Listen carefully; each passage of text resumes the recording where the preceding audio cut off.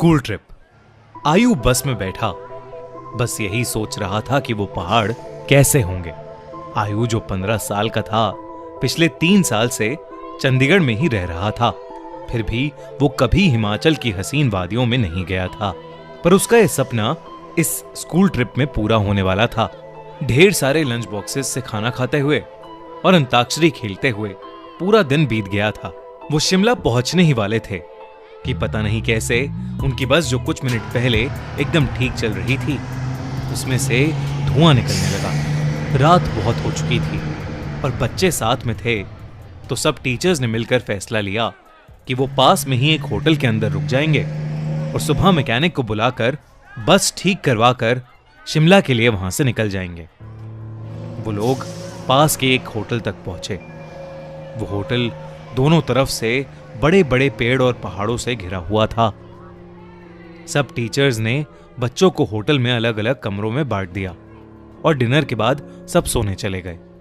आयु को अपने 2 दोस्तों अमन और रोहन के साथ कमरा मिला था और वो बहुत खुश था क्योंकि वो दोनों उसके काफी अच्छे फ्रेंड्स थे। आयु, अमन और रोहन जब कमरे में गए तो कमरे की खिड़की से उन्हें जंगल के बीचों बीच एक झील दिखाई दी। उन सभी को याद था कि कैसे पिछली स्कूल ट्रिप पर रात में 2 बच्चे ऐसे ही झील पर निकले थे और वो स्कूल के सबसे पॉपुलर बच्चे बन गए। तो उन तीनों ने भी प्लान बनाया कि इस बार वो भी कुछ कारनामा करेंगे। उन्होंने सोचा कि वो होटल से छुपके से निकल जाएंगे और उस झील पर जाकर फोटो खींचकर वापस आ जाएंगे। जैसे ही होटल का गार्ड सो गया, वो तीनों निकल गए। झील दिखने में तो होटल से ज्यादा दूर नहीं लग रही थी, पर वो तीनों करीब आधा 1 घंटा झील की तरफ चले जा रहे थे और जंगल का रास्ता था कि खत्म ही नहीं हो रहा था। ठंड बहुत ज्यादा बढ़ चुकी थी और उस सुनसान जंगल में उन तीनों की ठंड के मारे हालत खराब हो रही थी। उन्होंने अपना फोन चेक किया तो उसमें सिग्नल नहीं था। तब उन्हें लगा कि उन्हें झील का प्लान कैंसिल करके वापस होटल चले जाना चाहिए। अपने फोन की फ्लैशलाइट के सहारे वो वापस होटल का रास्ता ढूंढने लगे। रास्ता ढूंढते ढूंढते अमन और आयु, जो रोहन के थोड़ा आगे चल रहे थे, जब पीछे मुड़े तो उन्होंने देखा कि रोहन वहां था ही नहीं। तभी उन्हें अपने पास में से किसी के भागने की आवाज आई। वो बहुत घबरा गए, पर क्योंकि वो रोहन को अकेला नहीं छोड़ सकते थे, तो उन्होंने उस कदमों की आवाज का पीछा किया। वीरान और घने जंगल के बीच वो उन कदमों की आवाजों का पीछा करते गए, जो कुछ मिनटों बाद बंद हो गई। रोहन उनको अभी तक नहीं दिखा था और अमन और आयु अब बहुत ज्यादा डरने लगे थे। लेकिन तभी उन्हें ऐसी आवाज आई कि मानो कोई जमीन खोद रहा था। वो धीरे धीरे उस आवाज के पास गए और झाड़ियों के पीछे से उन्होंने देखा कि और कोई नहीं बल्कि रोहन ही जंगल में एक गड्ढा खोद रहा था। उन्होंने डर के मारे रोहन को पुकारा।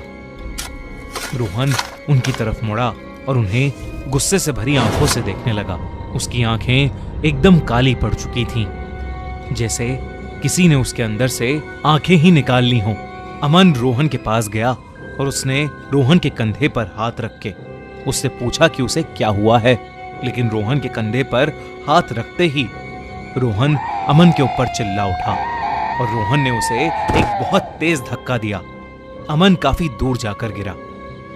रोहन के अंदर कोई अजीब सी शक्ति आ चुकी थी। आयु भागा भागा अमन के पास गया। रोहन अब आयु की तरफ आगे बढ़ने लगा, पर जैसे ही वो आयु के पास आया, रोहन को अजीब से दौरे पड़ने लगे और वो बेहोश हो गया। आयु उसको होश में लाने की कोशिश करने लगा और जैसे ही रोहन होश में आया, उसने अमन की तरफ देखा और जोर जोर से चिल्लाते हुए कहने लगा, वो अमन के अंदर है। तभी आयु ने देखा तो अमन सर झुकाए नीचे बैठा था। उसने अचानक से अपना सर उठाया और उसकी आंखें भी बिल्कुल काली पड़ी थीं। इससे पहले आयु और रोहन कुछ कर पाते, अमन, जो कुछ देर पहले तक चोटिल था, वो उठकर जंगल के अंदर भागने लगा। रोहन और आयु ने उसका पीछा किया और फोन की फ्लैशलाइट में देखा कि अमन एक खंडर की तरफ भाग रहा था। करीब जाकर उन्हें दिखा कि वो खंडर दरअसल में एक बहुत पुराना घर था। जिसे देखकर ऐसा लग रहा था कि वहां सालों से किसी इंसान ने कदम भी नहीं रखा था। दोनों बहुत ही डरे हुए थे और उनकी आगे जाने की हिम्मत नहीं हो रही थी।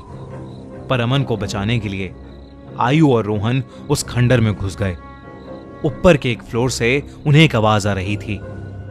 वो उस आवाज के पास पहुंचे तो जो उन्होंने देखा उस पर उन्हें विश्वास ही नहीं हुआ। उन्होंने देखा कि अमन बेहोशी की हालत में हवा में लटका हुआ था और एक बूढ़ी औरत उससे बात कर रही थी। उस औरत का चेहरा बहुत भयानक था।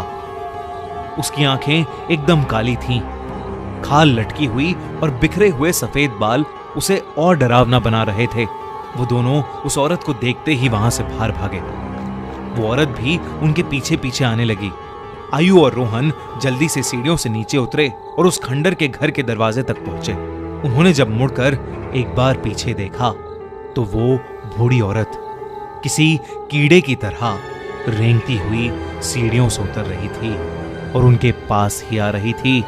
वो किसी तरह वहां से निकलकर जंगल की ओर भागे और भागते चले गए। भागते भागते उन्हें पता नहीं चला कि कब वो उस झील के पास आ गए थे, जिस झील की तलाश में वो होटल के बाहर निकले थे। रोहन और आयु दोनों भागते भागते उस झील के अंदर गिर पड़े और डूबने लगे। उन्हें ऐसा लग रहा था कि जैसे कोई उन्हें अंदर खींच रहा हो। आयु किसी तरह झील से बाहर आ गया, पर उसकी आंखों के सामने रोहन झील में डूब गया और वो कुछ भी नहीं कर सका।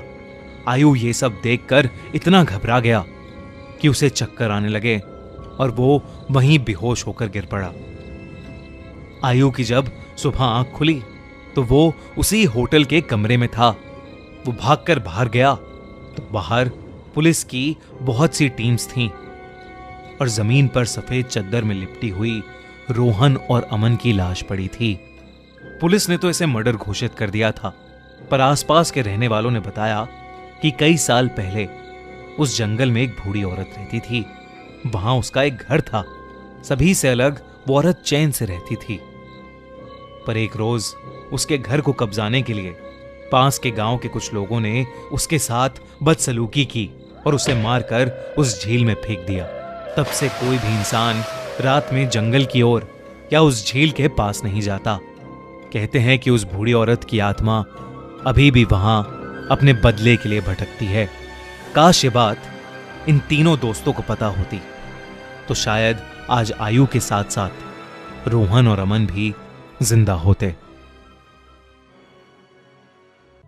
हमारी अगले हफ्ते की कहानी भेड़िया हॉरर स्टोरी स्पॉटिफाई पर ऑलरेडी लाइव है, तो डिस्क्रिप्शन में दी गई लिंक पर क्लिक करिए और जल्दी से उसे सुनिए।